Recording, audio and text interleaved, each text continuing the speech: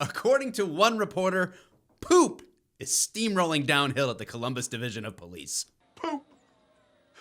Get poop mouth. Get poop out of your mouth.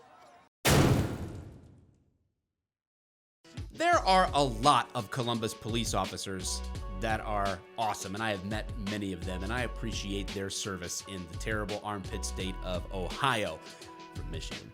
But either way, this article that I came across from the Sussy Report talks about city leaders showing hypocrisy over declining traffic stops. And we're just gonna walk through this together because city officials are insanely upset that traffic stops are down 80% from 2019. Just look at this little graph.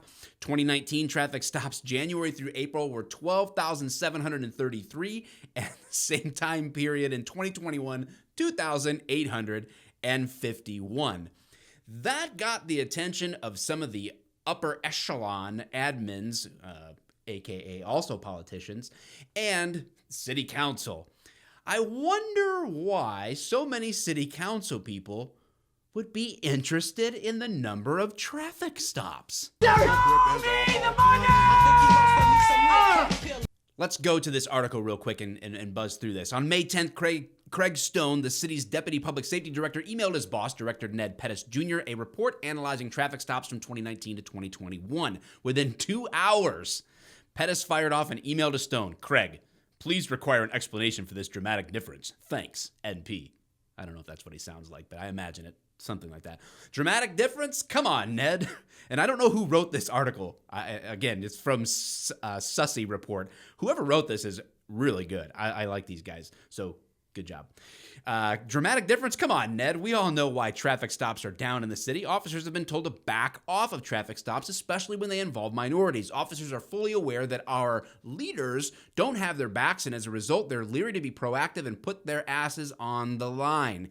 Stone shot off an email to Interim Chief of Police Mike Woods. Chief Woods, please assign someone to provide us an explanation for the dramatic difference in traffic stops conducted by CPD office. Okay, I need a different, was that Stone? Was that my voice? Now Stone. Okay, I have to have a different voice. He shot an email off to Police Chief Mike Woods. Chief Woods, please assign someone to provide us an explanation for the dramatic difference in traffic stops conducted by CPD officers based on the attached report. R.S. Craig.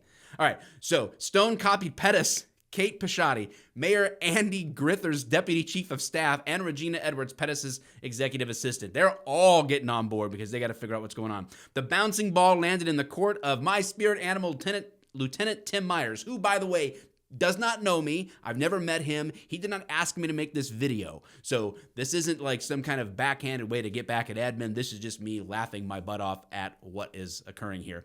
Lieutenant Myers wrote, there has been robust debate about the proper role of police in the community for many years. That discussion took on a new breadth and tenor following the murder of George Floyd in May 2020. Since that time, elected officials, activists, and community leaders have advocated for a reduced role of police in society.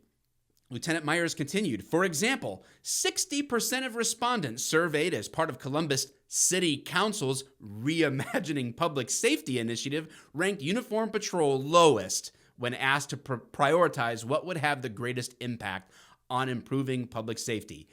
60%. 60% of the time, it works every time. That's right. City Council did a study to reimagine public safety. And you know what everyone said? We don't want uniformed patrol to be doing their jobs. In his report, Lieutenant Myers reminded Pettis about City Attorney Zach Klein's position on traffic stops and minorities. Lieutenant Myers noted the following reports, quoting City Attorney Klein. He called for reviewing traffic and pedestrian offenses in city code to avoid racial profiling. He notes black and brown women routinely bring up their experience of seemingly unnecessary police stops. Traffic stops and searches are stressful experiences which can also be accompanied by racial animus and anxiety. Finally, one of the main goals or the efforts is to reduce interactions between police and motorists, City Attorney Zach Klein said. He said last summer he heard from motorists, especially black men, who believed they were unnecessarily pulled over for vehicle equipment violations. Oh, let's finish this up. Lieutenant Myers concluded, given this push, officers believe they are appropriately responding to new community expectations by reducing officer-initiated confrontations with the public and instead of focusing on responding to calls for service. If this level of officer-initiated activity does not, in fact, meet community expectations, leaders both within and outside the Division of Police need to make that clear. Yes! Yes! Yes! Yes!